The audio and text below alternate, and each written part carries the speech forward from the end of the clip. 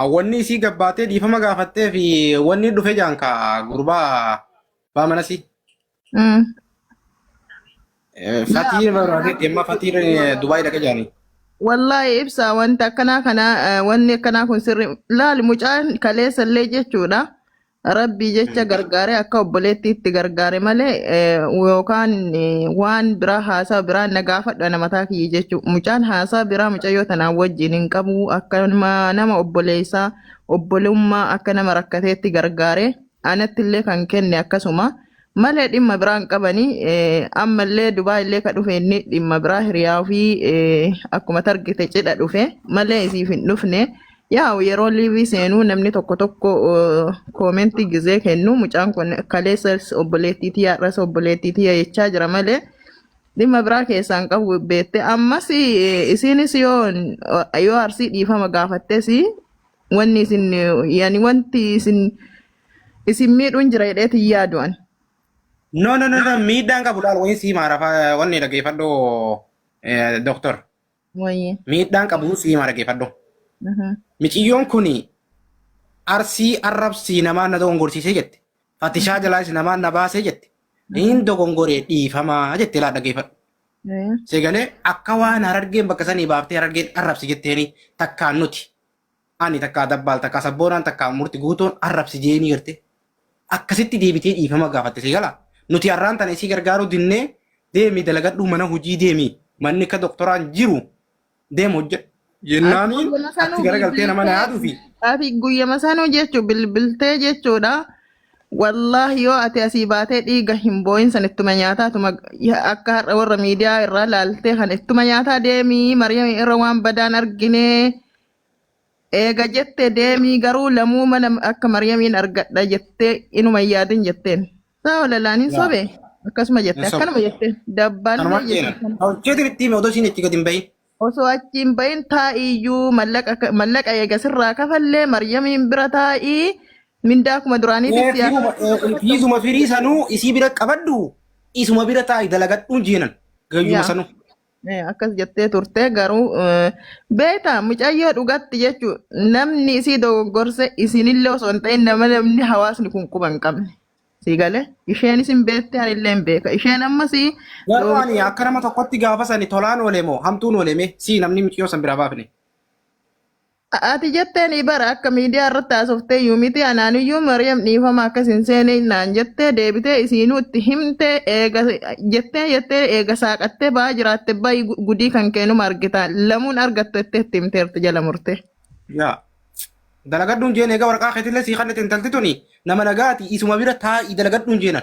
Isheen immoo laal waan si dhugu amma isheen amma fakkeenyaaf gaafa san isin martuu na shakkitanii turtan dhugaa dubbachuuf jechuudha akka nama mucayyoo tana isii cunqursee yookaan nyaachuu isii dhoorkee dhuguu isii dhoorkee bakka boqonnaa isii dhoorkee tokkotti bakka yani hawaasni tokko namni tokko na shakkaa turtanii. Ani immoo rabbi waan san na keessa narraallee beeku anillee waan san jechuudha qubarraan qabu sii galee. Jettee akkuma faamiliitti yaanii wajjin jiraataa turre. Haa ta'u guyyaa san baay'ee tokko namni gariin namni akka murti guutoo fa'a hatta haga viidiyoo hin cufini akka ammijattiitti utaalaaru mee ibsa dhuguma rabbii saniif dubbadhu jechuun anaafis hin dubbatini isheefis hin dubbatini silaa abbaa fedhe ta'e akkasitti siree isii irra ciifteeti ragga xuumite akka dubbachuu hin dandeenyen beektaami. Garuu ani jechuun hanga fedhe guyyaa san abbaan fedhellee nu xiqqeessee gastii keessan keessa akkas nu godhee jechuun hanga fedhellee xiqqeessu kabajaa hawaasa kanaa eegee kabajaan geggeesse. Si galee bayaanillee hanga tokko na argeetiin jira lafarrattillee jechuudha. Saniifuu mucayyooni ammallee naman na dogoggorsee ka jedhaartu jechuudha. Yookaan ibsa na dogoggorsee dabbaal jechaa hin jirtu. Namni isii dogoggorse jechuun lafa jira. Sii galee namni fakkeenyaaf hanga jechuun anaa nagahaa waliin nyaanne waliin dhuynu ballooti intalli qoricha si nyaachiftee si dhamaaste hanga jedhaniin dirasii jechuudha. Okay? Mucayyoon ammallee kan jechaa jirtu ummatuma san jechaa jirti akka na fakkaatutti malee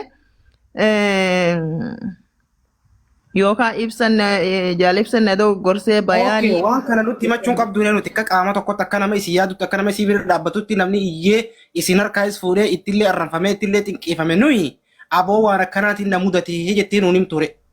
Gabbaatee dhiifama namaa nuti gongorsiise gisee jettu akka waan nuti gongorsiifne takka akka waan nuti rakkoon eenee akka waan nuti takka arrabsi jennee erginee nu goote bar. Amma isin arrabsi jenne mucayyoon nutti balleessu 100% nutti balleessitee jirti nuti obbolee gandaan isin gargaarre laal. Gaafsan gandaan isin gargaarre nuti obbolee kenna jennee gargaarre haa ta'u malee jechuun hundanuu akka balleessitanii. Ayyee. Laal amma maal seeta?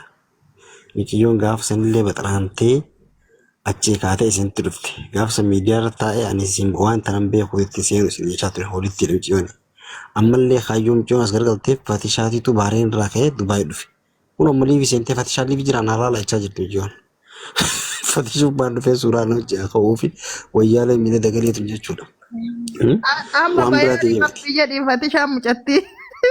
Bayaan maal warabbisi godhe Fatishaa mucatti meeta akka billaalta bayaan akka lafan nama argeetitti akka. Jarabannaata tanaa.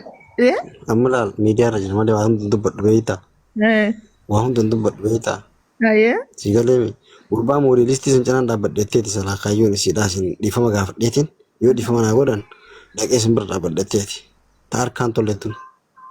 Innaa ijoolleen keenya jechuudha deemtanii gaafa nama tokko puushuu wayim sappoortii gootan namni kun nama akkamii nama sammuu dhoqqee hunda maqaatti fuutanii deemtanii maqaa fi nyaatina.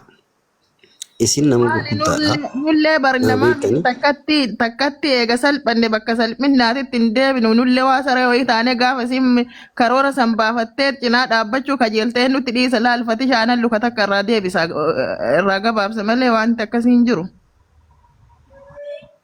Kalas wanti ta'e dhume amma guyyaa sanii bayaan otoo jechuu dhugumatti jechuudha osoo amma fakkee anummaan aniin dubartiin tun dubbii kana gabaabsuu baadhe bar sababaa isiitiin nama meeqa waliin bu'a. Sigaleera?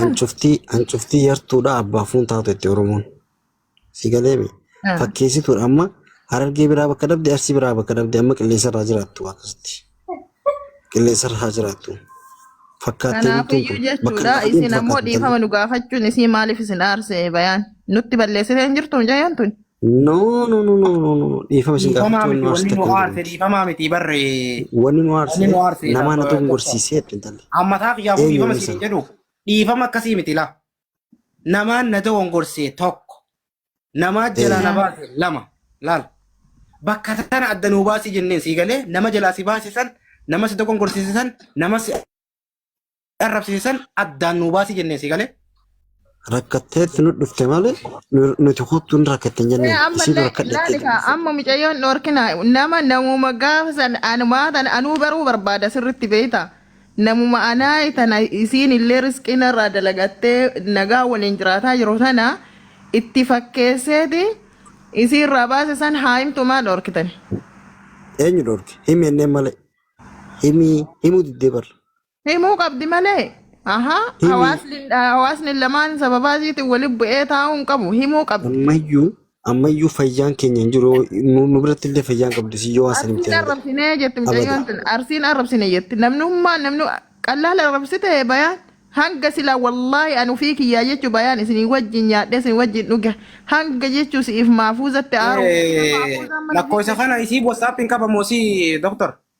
Laa irraa fudhadheera kanaa miti kun duruu kiyyuma. Kana kam qabdisiin? Isheen wallaahi hin beeku. Liivirra jirti. Ibsa. Itti nu bilbili bayaan takka maafuuza irraa lakkoofsa isii fuudhi itti bilbili. Laki boo bilbila simti tan qushasha bilbila sinama tanaa jorgita naamiti. Deemtee dhiifama haa gaafattu. Wooma kana gaafannee dabaafnee dhiifna bara wooma kana gaafanna bara.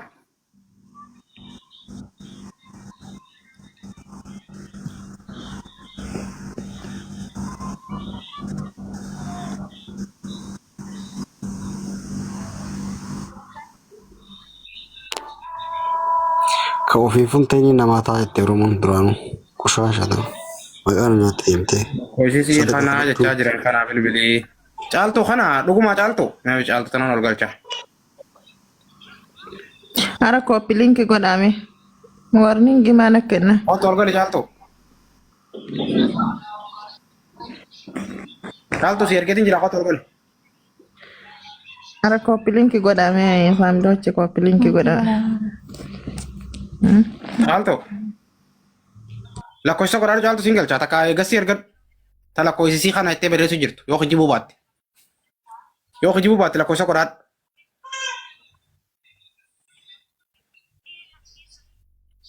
Lakkoofsa qoraadhu caaltu yoo kijibuu baatte yoo sobuu baatte lakkoofsi dhugumaan kasii yoo ta'e.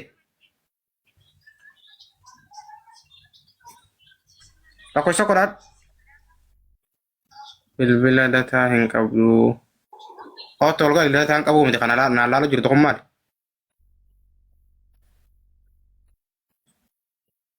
Osoo naan laalu jirtu shabakaan qabu jettisa.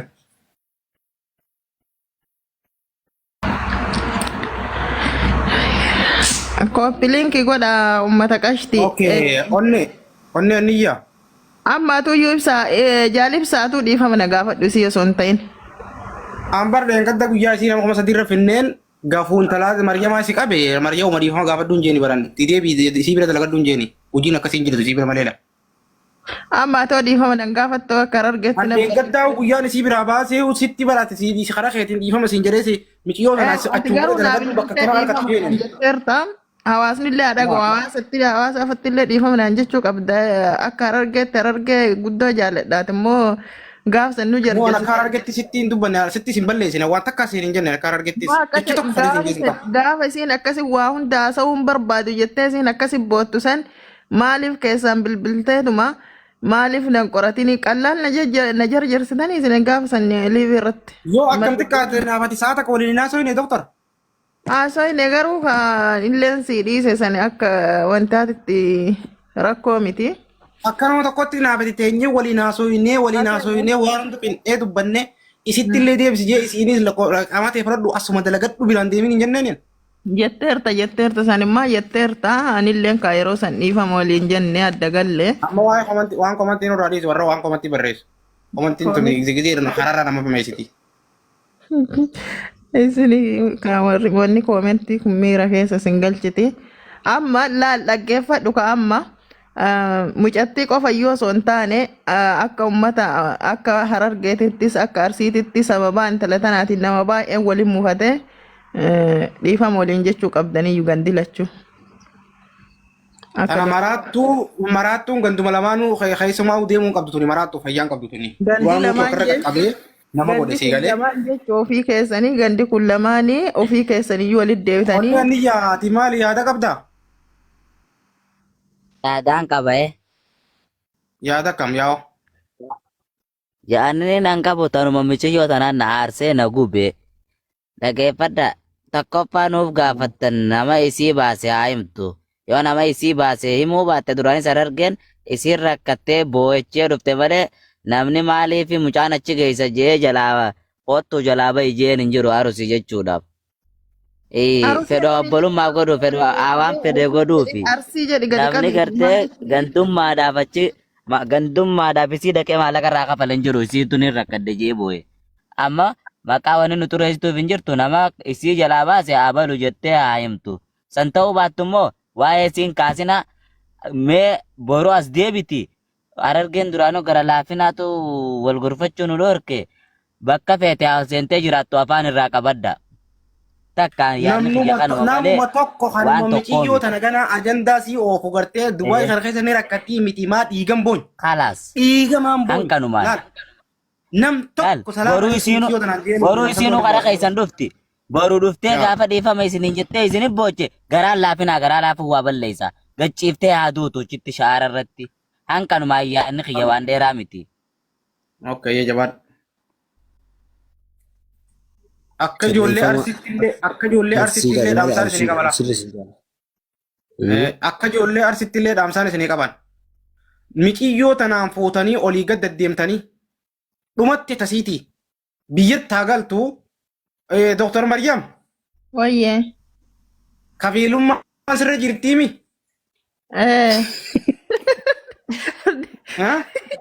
Narra jirti nuu qabuu hin dandeessu miyyoo tana. Dhugaan baanaa bar. Sii harkaa qabaami. Qabe lama. Amma Yohaan akka malte malee hin qabu akkana. Dhagahi naasii qabala dhagahi naasii qabala. Ila Dhugumatti ila michiyyoo sun luqa birootte doktorisa.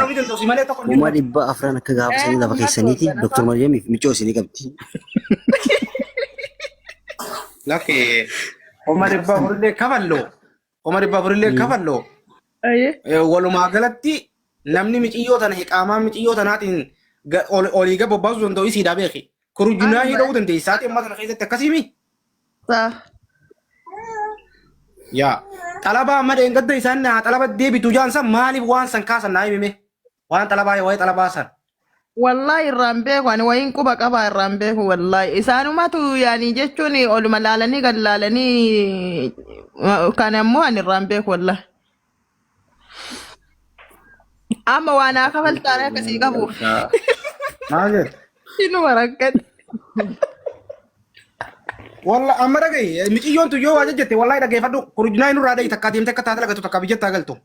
Miciyyoon duraanis tasaaniiti miciyyoon duraanis sarargee maalitti si beektii miti duraanis tasaaniiti ammaa sabbaaf galte miciyyoon baga galteef. Bara baagaluu amma isiin mucaa Dubaay dhufee jettanii kun mucaan kaa Dubaay irraan tarkaanfatee biraa kutaa jaan miyyoon ilaalu lafatti agartee jettanii kun isinui. Yaa jara eenyuun laala duba kana. Harargee gaafa miila gubbaan bee Somaalee keessatti miilli wayyaaleen jechuudha. Miila gaalaa fanta gaalaa ga'usan namni sii quba qabu jiru Harargeedha. Arsiidha tacha isaa baaftee arsiifu jazaan kafallee nuuf jazaa kafalti tun. Quba gaalaa guutee gaafa isin Somaalee keessa deemtiyyuu quba hin qabnu nuti. Arsiin acha isaa fiddee irraa dhiittee qulqulleessitee bareechitees baanaan anta Harargee tettee qoma dhaatte. Fatishaan dhufe sababa waan kana ka'ee gaafanna Fatishaan dhufe mee fichuu ol galchina. Fatishaa kottu mee galee mee seeni. والله العظيم دوغا ربي اتغاف مال جته اما والله دوغا ربي تي مليون توني بر فاتشا ولين نبوفته ام دكتورا ولين نبوفته حواسا ولين نبوفته اجمت خرانو نيته سيغله مجيو نما فاتشا برباد بابا خيا فاتشان دبي دفه دغينان والله مجيو ترى فاتشا لا قبو ربي نانغا تخلو فاتشا ندغامي والله مجيو ترى لا ما قبو فاتشا ربي نانغا تو بالله الكريم ميجو مثلا وجه قستي ساتر قلتون قوم ميجو والله أسبوع مجا بريدا خنا مجا نجان دينغت جلابي سن بلا دينغت جلابي سن إدا جنان جن مال فتشاني سلا مال سيدن فاتين أكنا ما تقبلوا ما تقرقار مال خير سنجل جيني فتشا خير سنجل جيني برو خير سنجل جيني أكنا ما تقطي نما دبنا ماله ما كم أسرع دفعة دبنا ماله خير سنجل جيني خير سنجل تو وانا ما يسين دبتها جرتو تناتو وان جتشا جرتو تناتو تو خيسة سجلت يسين دو خيسة سجلت جرا ماله نوميتي سجلت نو أصلا تاني سي خيسة سجلت جرا خاطر قال مية تما أرسلنا خاطر قالوا ما أنا ما أقولي كمونا متى كابوني وان سني متى بجتنا أنجم في كاتة أزويتي ماله نمنا أزوي سي سنجرو خاطر قال فتشة بران دي بسني والله أنا فتشة أنا قمرة بتي مجان كنا مجا بعدا أنا إيه كم يوم سنة في رباب لين أنا ما تدي بيه فتشة عن لين أتينا مقالة كابوجي إنجاز تيجي أوفي ولي تلي إنجاز تيجي رجعني سيقاله والله بالله لقوم أتينا مجا بعدا جيم جا خنان مالي في دنديتي كبا نقدر تمنيو نتي أما كم أساسا نتي أقولو ميوتن نمدر تمنيو دلقت بينا أنا ما أقول إنتاتو نياتا نيات تجان بكير تسنيتي والله بالله وفتن ميجر تجان فتن تكت تجان والله بالله واحد دو دقاجي رنتو بنو مالي سيقاله دكتور بربو جورلني سين برجل تكامو مد دكتور مريم حسن أكامو مد دندي سجاني بر والله بالله أكامو مد دندي سي وجنجرا تجان ربنا قبض ها إلا دكتور أنا قلت كارو دربما كوي سرفهم وان جت جوجاي سي برافون والجار سما جدو تني دكتور مريم والله بالله يو اسم جزاك ينافين قلتين يرو مراس سيني خنت لقمت تلتي خون حق الرقاباتشو يرو قبابدو خس جزان سي بي بيف ورب الكاوا سنجري انت اللي ربي أبدلان نك أبستي دا دكتور مريم كوشاشة كيسي تناتي ما وانتو اوكي كونسي ما فاتي دكتور فاتشا قال قالوا دي ويسي ما ربي سوء مسداد مش يوتا نقصي اللي ولتي نقت الله دقي فدو قصتي خطرات نقل قصتي ستران نقل الناس سنجدي مقاخي بريدا خن وبالله الكريم مقاخي غاري خن تادين قد اخي ساباتك باتتي ربي سي اكيد فتح اما دي بين سي اكيد تاول تمتو سي اكيد ولا هريسيتو سي اكيد ولا ركيسيتو قصتي سي نو gastii teennoo bas kanumaan si dhaman. Maaliifi laal nama fatishaan adda baasee jette laal tokkoffaa lammaffaa laal. Fatishaa kiyya soorii dhiifamaa anaat dogongoree jechuu jette lammaffaa. Waan ajaa'ibaati bara wobillal kariim waan ajaa'ibaati bara. Hamaraattuu rabbiin hojjedhu jenneeni deemi hojjedhu jenneen mana dalagaa geessan didde dalaguu. Mana hojii geessan didde hojjetu. Nyaamichi maafisaan ol golcha. Takka maafusaadhaa miti dadhabdee gadhiifte. Laale amma rabbuma isinis zorsise malee amcattis ilaan hin dadhabu beekta. Assalamu alaikum. Waalaikum salaam wa rahmatullahi wa barakatuh. Ani bara ana mala rada fe kuman ol seni live senetti dem mana jalibsan anja comment rakka jirtu rifadde rife. Okay. Dhaggeeffadhu moo wansi hima maafusa? Maaltu jira? Lakkoofsa miciyoo sananii qabdaati miciyoo maraatu ta'e jedhan. Abshir fatisha. Bilbili rannu. Isirratti moo? Isirannu bilbili amma. Ani maaliif irra bilbilan irratti bilbilu qaali miciyoo. Bilbili anaa siin jee irratti bilbili irratti haasi jala kaasutu bilbili irratti yoo si jala kaafte hottuu ijaalibsaan mana si jetti siin jeji. Bilbili irratti haasi jala kaasu diddu. Samboodaan ammoo ijoollee arsiitilleen ta'e makka miciyyoon tun itti teessu laal amma ijoollee arsii bira dheeyxeeti dheeyxee dhiifamaa namaa akkasana godhe jetti laal akka waan ijoolleen arsiisan qaraasiftee qajeelchitee fakkeessu jirti si gala si galee akka waan ijoolleen arsiisan qaraasiftee gaggalchitee si fakkeessu jirti si galee murtii nama lamaa achi hin fudhatu mannini nama lamaa achi hin fudhatu. Sigal chaobsi. Bayaan si ol deebisati dhage bayaan bu'ee waa.